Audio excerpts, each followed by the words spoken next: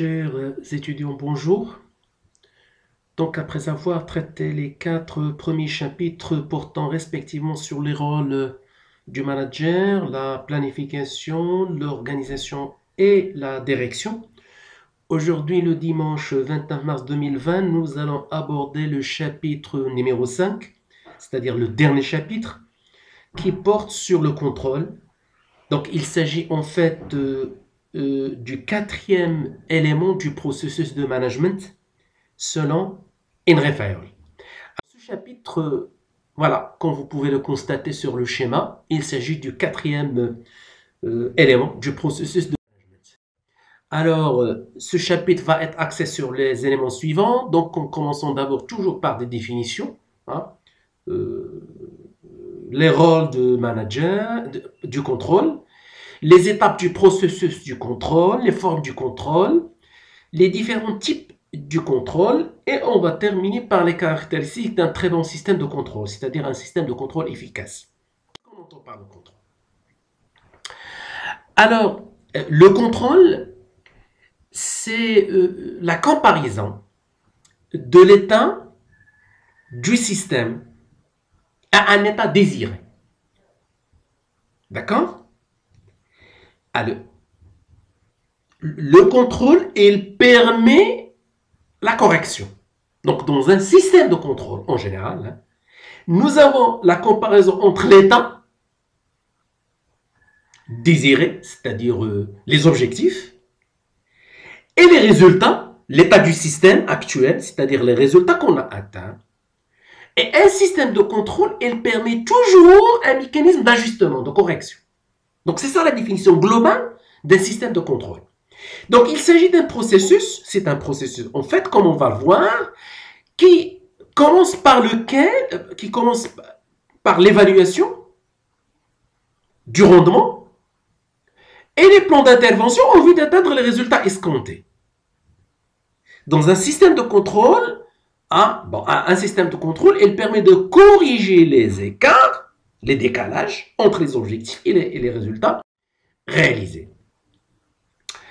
Alors, les rôles du contrôle, en fait, le rôle du contrôle, on va les emprunter ou les déduire de la définition du contrôle. Alors, si le rôle de la planification, revenons au processus de management selon Henry Fayol. Alors, quel est le rôle de la planification? La planification, il nous renseigne sur les objectifs et les objectifs à atteindre et les stratégies mises en place pour réaliser les objectifs. OK? L'organisation, c'est quoi en fait? Il fournit un support structurel, c'est-à-dire il permet de mettre en place des structures organisationnelles et la division des tâches et l'affectation des responsabilités pour la réalisation des objectifs. Alors, tout ça pour réaliser les objectifs. La direction, troisième pilier, troisième élément du processus de management. La direction, c'est quoi? Il permet d'animer et motiver les employés pour réaliser les objectifs de l'organisation. Bon. Alors, troisième étape, c'est la comparaison. La comparaison entre quoi et quoi? Entre le rendement et l'objectif. Entre la performance et les critères. Et on détermine l'écart. D'accord? L'écart, c'est-à-dire la différence. C'est-à-dire la marge de variation. Alors, le quatrième élément, la quatrième étape dans le processus de contrôle, c'est la correction. C'est la correction. La correction de l'écart, c'est le redressement. Soit on corrige les écarts, c'est-à-dire on corrige les écarts, soit on modifie les normes. Si les normes, par exemple, étaient beaucoup plus prometteuses. C'est-à-dire, on était beaucoup plus... C'est-à-dire... on a défini des normes qui dépassent probablement nos capacités ou quelque chose comme ça. Donc voilà, ça c'est les étapes. Voilà, ça c'est un schéma qui peut vous montrer les différentes étapes du processus de contrôle. Donc, commençons d'abord par l'établissement des critères et les normes de rendement. Deuxième étape, c'est la mesure. Troisième, c'est la comparaison. de la performance avec les normes, et on termine par la prise de mesure de redressement ou la correction ou le changement carrément des normes ou des critères.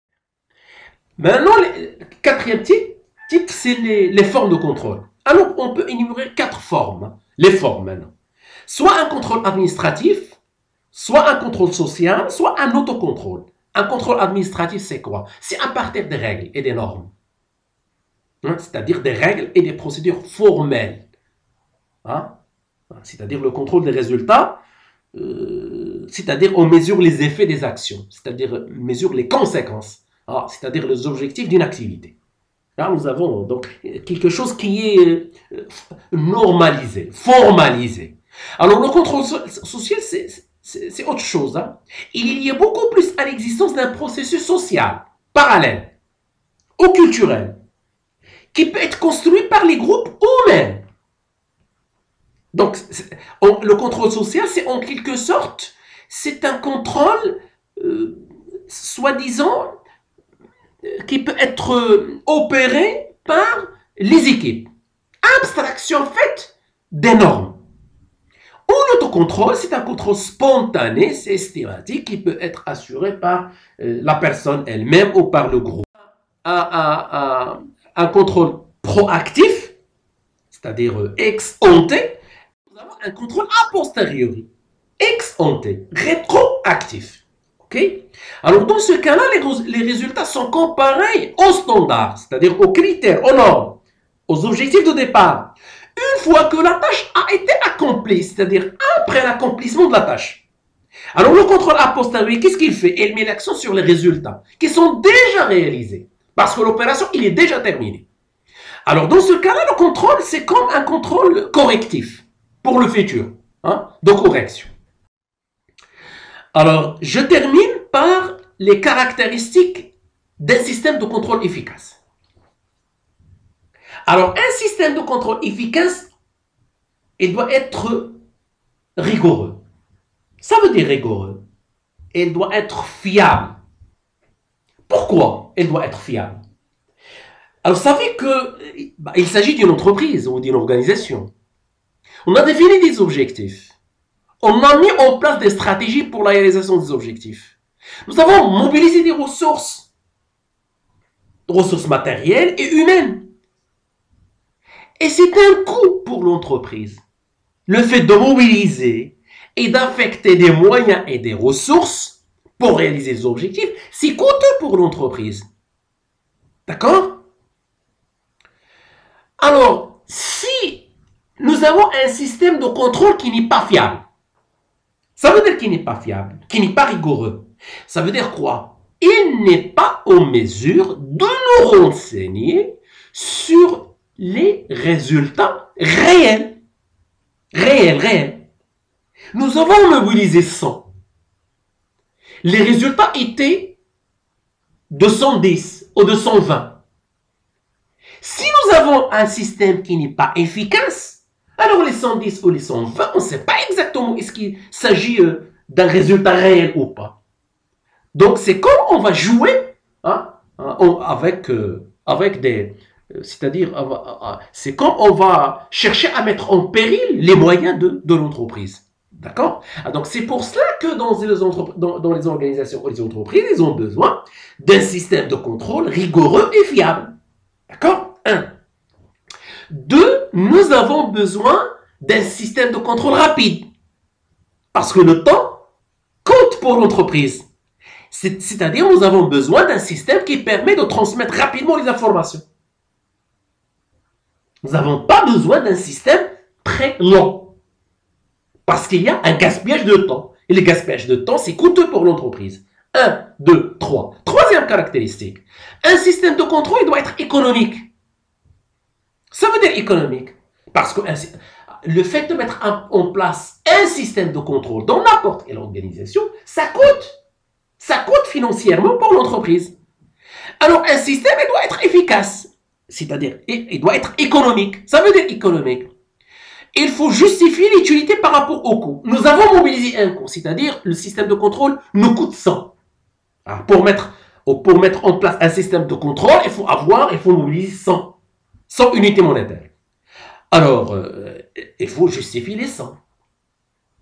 Est-ce que les 100 sont utiles pour l'entreprise? C'est-à-dire, est-ce que c'est justifié? En quelque sorte, le système de contrôle, il doit être rentable à l'entreprise. D'accord? Et il doit également être flexible. Flexible, ça veut dire quoi? Il nous permet de procéder à des ajustements, à des corrections. C'est-à-dire, il doit renfermer des options de correction et d'ajustement, hein, des écarts. Cinquième caractéristique, c'est la clarté. Ça veut dire qu'un système de contrôle, il doit être clair, moins complexe. Il doit être simple. Hein? Elle doit être, parce que la complexité, c'est que, généralement, il coûte pour l'entreprise. Sixième caractéristique d'un système de contrôle efficace, c'est qu'il doit renfermer des critères multiples, diversifiés et précis. D'accord? Des critères diversifiés et précis. Autrement dit, il doit couvrir un peu les différents domaines d'intérêt de l'entreprise. OK? Et une dernière caractéristique, c'est qu'un système de contrôle efficace, c'est qu'il doit être capable de corriger. C'est-à-dire, dans un système de contrôle, il doit nous souligner l'écart. Un contrôle, c'est quoi? C'est la comparaison entre les objectifs prédéfinis au départ, c'est-à-dire définis au départ, et le rendement ou la performance ou les résultats.